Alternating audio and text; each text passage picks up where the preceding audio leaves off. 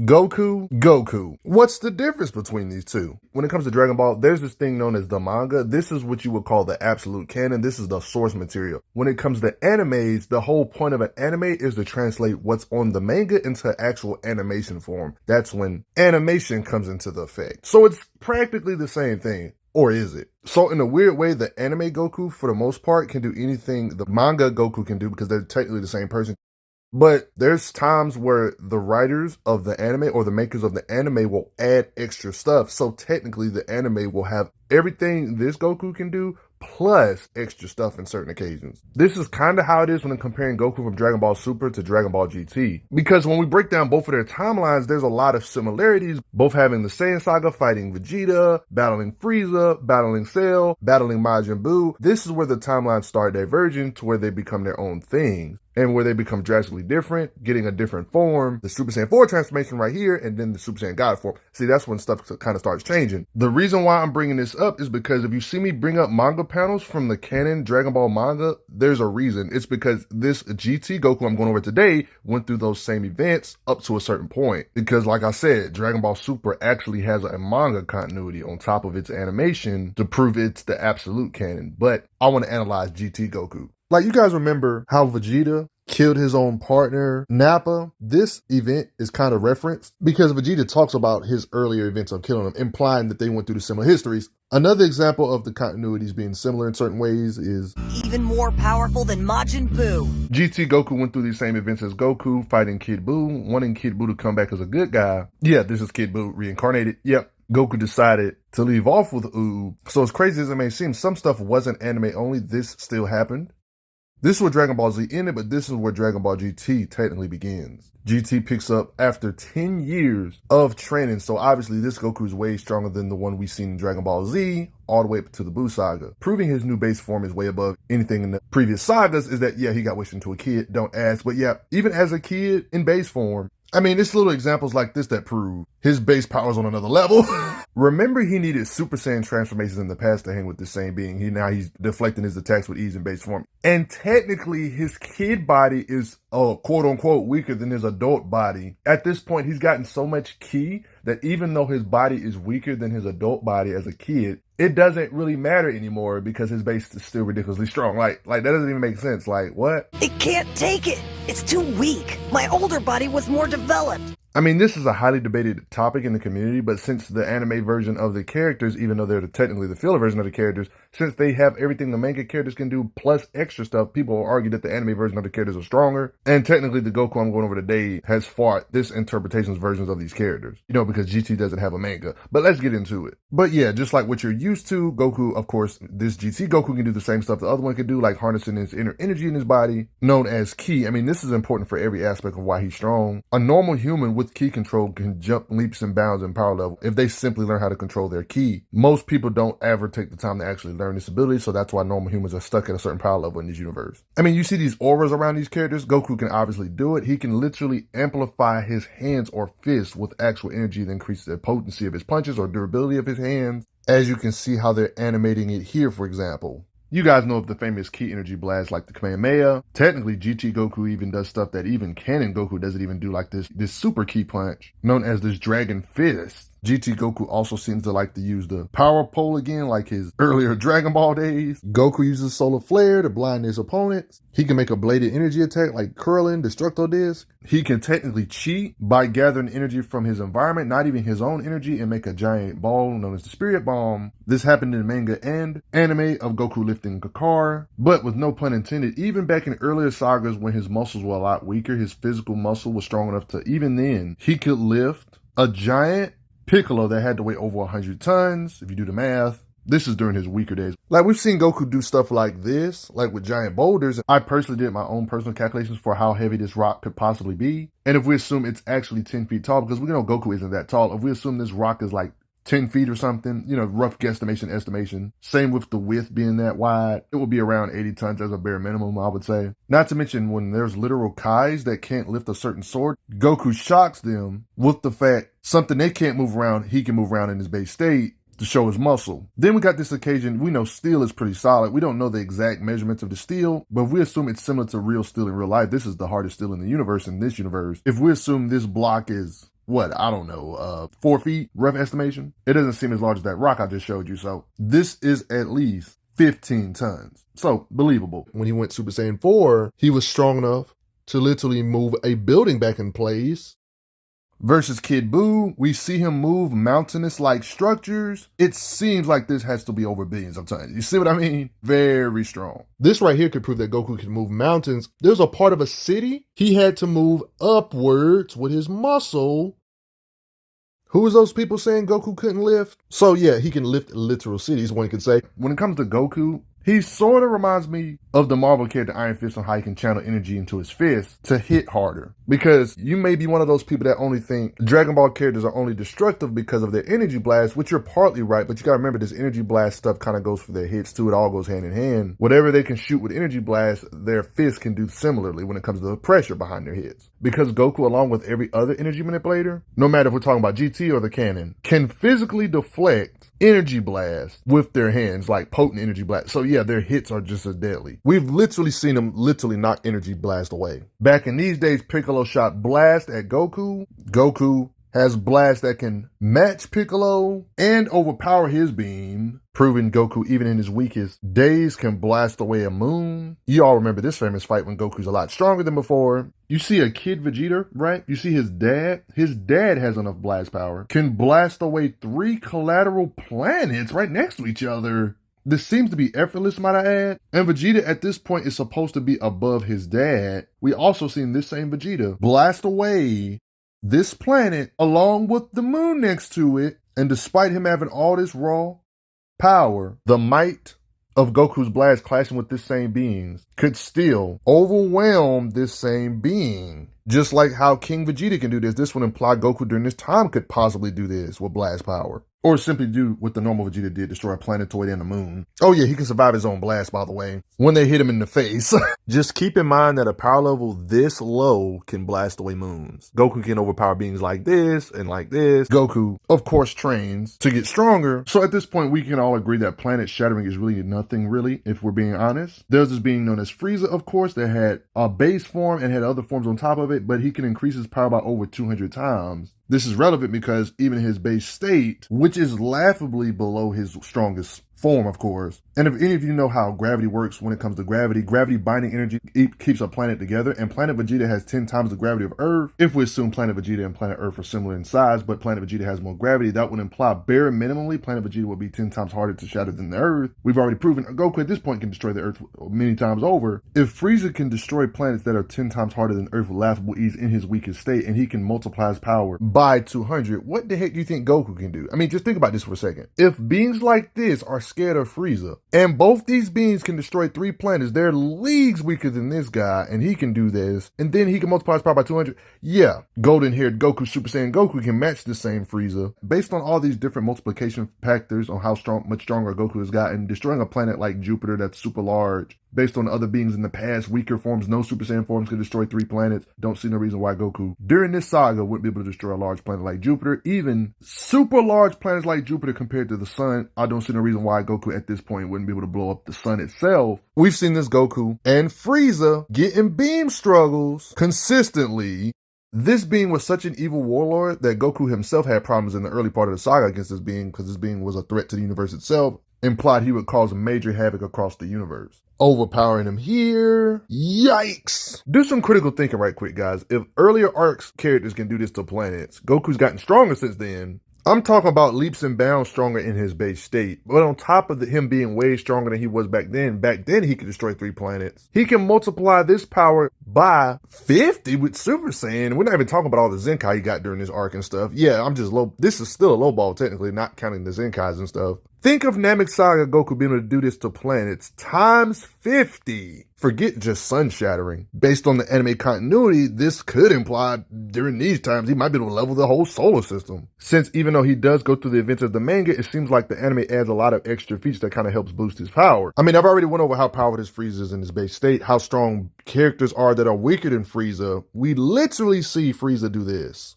This was definitely going to destroy the planet. I mean, you could argue this is a lifting feat for Goku too, pushing against something that was going to destroy the planet with his muscle. It's crazy we seen Goku punch something away. This is also for those believers. I don't believe Goku and them can hit with planet-busting power. Like, he literally punched a planet-busting ball away with his fist. Look at what it does to a nearby planet. I'm just saying. Or a planetoid or whatever.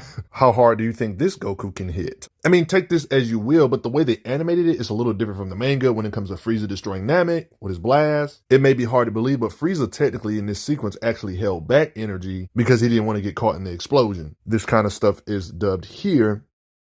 And when we saw Namek explode, the radius of this explosion was astronomical, it appears. No lie, this will be a ludicrously large explosion if we're taking it seriously. I mean, how do you explain this? Where Namek was, where are the stars at? It's like a void. Like, sure, this is probably just for hype, but like when Goku was powering up, he was affecting things, not only on the planet, but in different solar systems. That would pretty much mean that you believe that Goku in the Namek saga could blow away a solar system. He can blast away multiple stars. And then technically you would have to multiply this by 10 because stated here, Frieza stated he's going to use 10 times the energy used to destroy planet Namek. I mean, look how wide this explosion is compared to a galaxy. Like, imagine this multiplied by 10. This radius, this kind of stuff would imply other saga Gokus that are past the Namek saga. Like, I'm talking about the very next arc over. You remember when Trunks and Super Saiyan Goku did this? You know, the same Super Saiyan Trunks that did this to Frieza? Goku's just blocking these attacks, implying he's way stronger than he was when he fought Frieza. Goku and Trunks in this time is above a Frieza that can do this, apparently. He can already blow away multiple stars and this multiplied by 10. Wouldn't this imply that Namek saga Goku? Wouldn't this imply that early Android saga Goku just from blast power? If he's way stronger than what Frieza can do in that time period, wouldn't he be able to technically blast away a solar system or multiple? Oh, and a friendly reminder that GT Goku did fight Cooler. Yep, don't ask, Cooler appeared in Dragon Ball GT.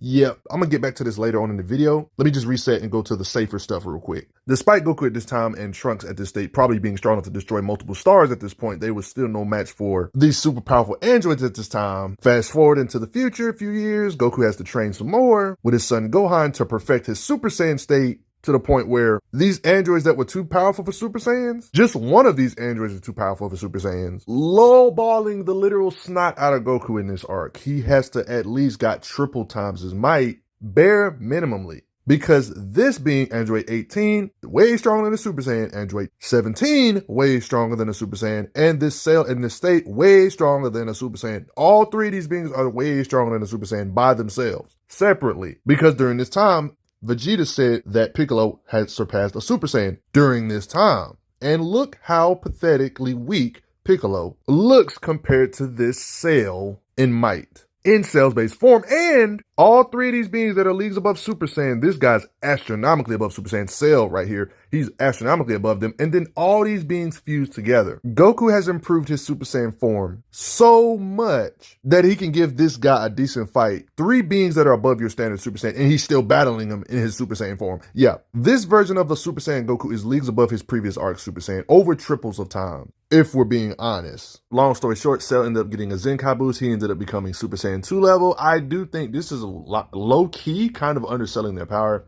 at bare minimally. He even stated out his own mouth he can level the solar system. Yes, this is just a statement, but at this point in the series, all these characters that are weaker that can do way more, this definitely seems to make sense. Cell probably can do more than one solar system, blast away multiple, if we're being honest. It is true Goku's son is the one that ended up blasting away Cell in this like Super Saiyan 2 state. Goku ends up getting his own version of a Super Saiyan 2, via training in the later arc. At least you're stronger than your son was against Cell.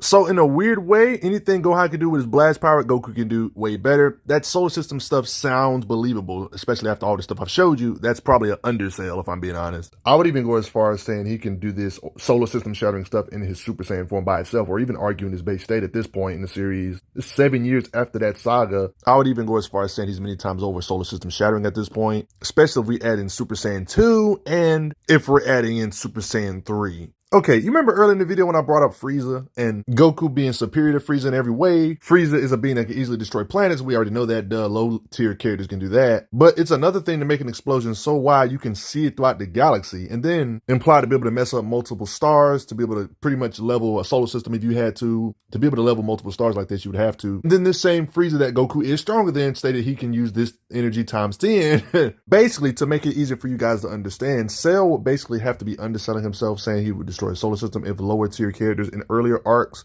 can blast a big chunk of a galaxy apart like this, for example. And you see all these stars in the galaxy. You see what I mean? It would basically just kind of upgrade every character you thought was a certain power level and just make them greater based on that one feat Frieza has, because everybody after that is above it. This would have to give you a true perspective on how strong these Buu Saga characters really are. If Frieza back here can solar system shatter because he can blast with multiple stars, and then he used that same energy times 10 when he was in the mecha form, that's solar system shattering times 10 plus, and then these androids are way, way above that, then this cell is literally fused with both of these androids that are this strong and his own body power. Gohan overpowered this same being in the beam struggle. Goku is above his son in a Super Saiyan 2 state in the Buu Saga 7 years later. Yo, you put all this together in Critical Think, and then add another multiplier on top of this with Goku going into Super Saiyan 3. It will be weird if Goku at this point in the Buu Saga, all them power-ups, early arc characters that he's hundreds of times or thousands of times stronger than, he's got new forms to multiply his power. It will be weird at this point if he couldn't at least tremble a galaxy to its very core, or even devastate something as wide as a galaxy or whole galaxy.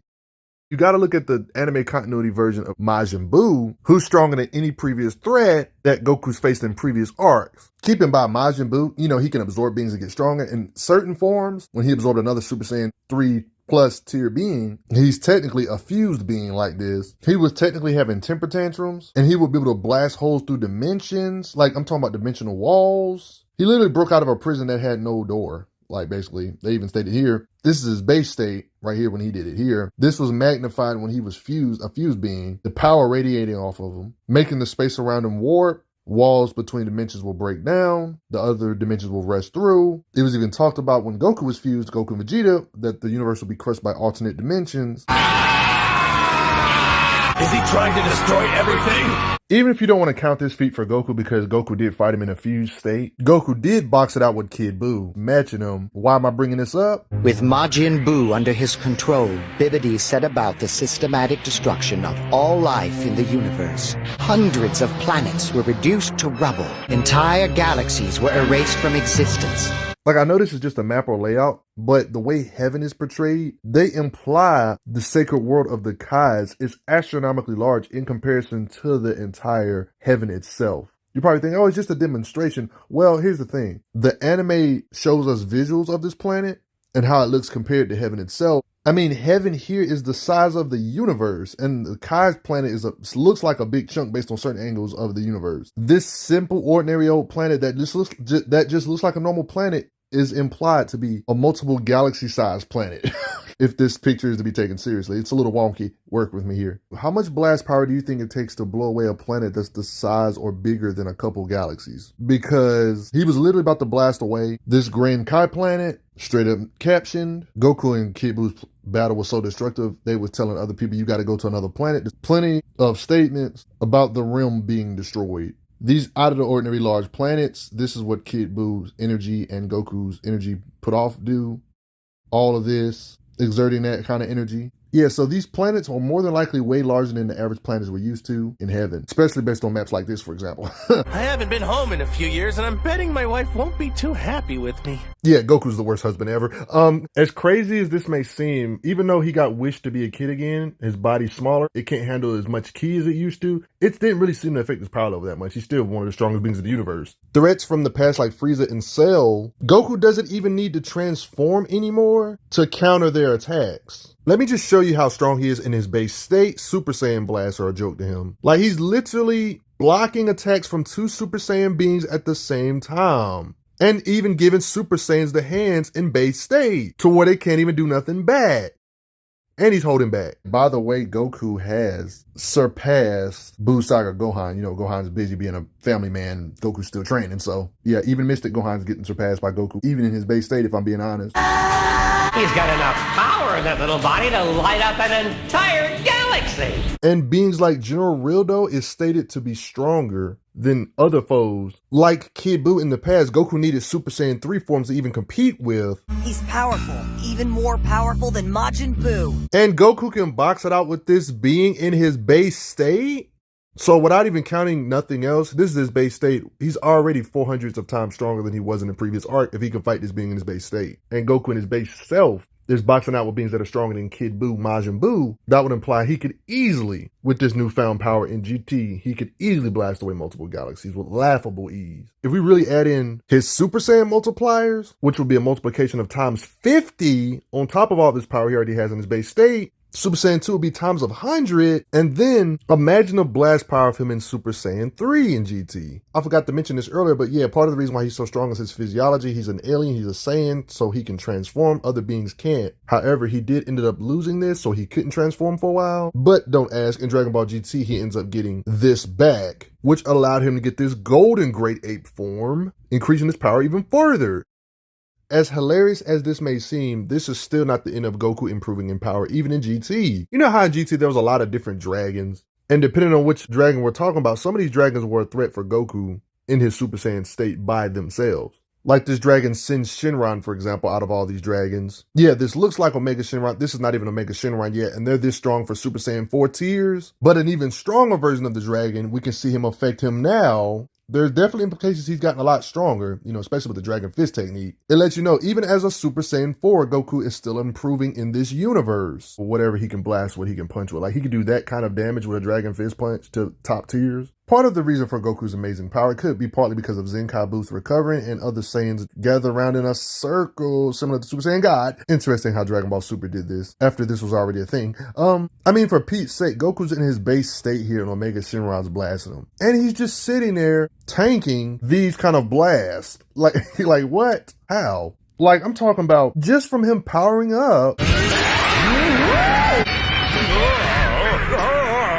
With power like that, he'll blow this place to smithereens, and he's not even fighting. Literally shaking universe-sized structures just from him powering up. Literally quaking the afterlife hell. If he can shake dimensional realms like hell in his base state, what the heck do you think he can do in his Super Saiyan 4 form when he powers up, when it multiplies his power by 4,000? And this is what happened when Goku actually does a concentrated energy blast. If we break through this dimension, there's no guarantee we'll be able to survive what's on the other side.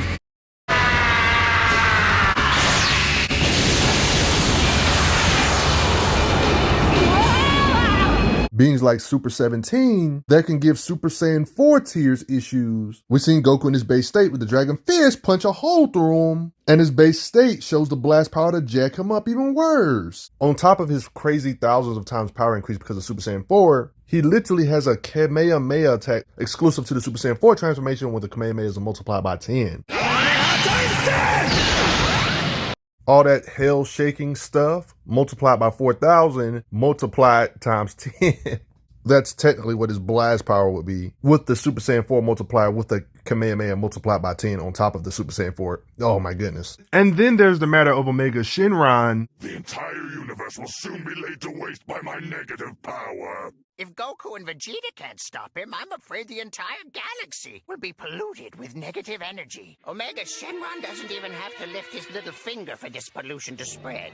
The planet will soon begin to rot and decay at an accelerated rate. At some point, it will explode, and the pollution will expand outwards in all directions. Planet after planet will fall in an endless domino effect of destruction. That means it could reach us here. I'm afraid it's only a matter of time. There's like a whole bunch of statements talking about the universe being in danger. When they're talking about the dragons and other lore, long ago, an evil dragon appeared on another planet. It said that the planet was destroyed, then all of cosmos around that planet wiped out. Just to give you some lore on why these dragons are so scary. Omega Shinron made a ridiculously destructive energy blast ball, implying to tear everybody apart with this blast. There was implication that there was no safe distance, no matter where you run, once this ball hits.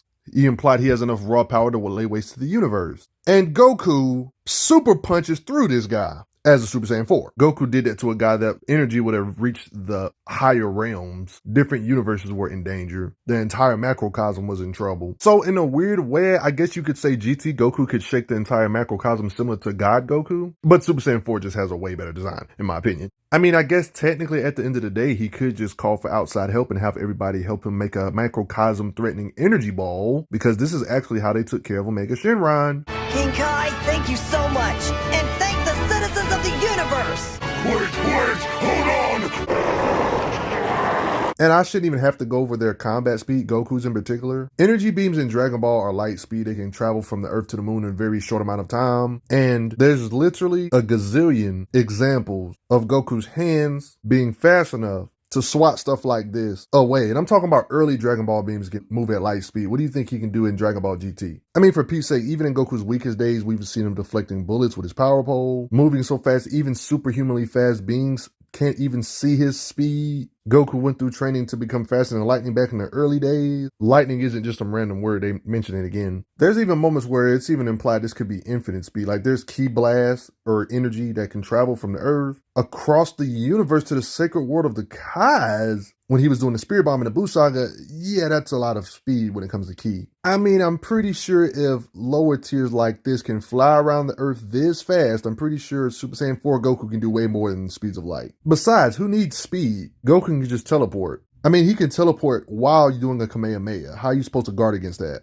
Respect Dragon Ball GT Goku. And before you start doubting Super Saiyan 4's power, just ask yourself a simple question. What would happen if Super Saiyan 4 Goku and this version of Majin Buu, Buuhan when he was fused with Gohan in the earlier saga, what would happen if these two got in a beam struggle? Who do you think would have more blast power? This Buu used his power to break through the wall between dimensions. And with his raw power, he could cause space around him to warp, and the walls between dimensions will break down, and other dimensions will rush through, eventually causing the universe to be crushed by alternate dimensions. And friendly reminder, Super Saiyan God Goku isn't the only one that can shake the macrocosm. But before I get going, y'all, do me a favor and hit that like button for me. And thanks for the donations, y'all.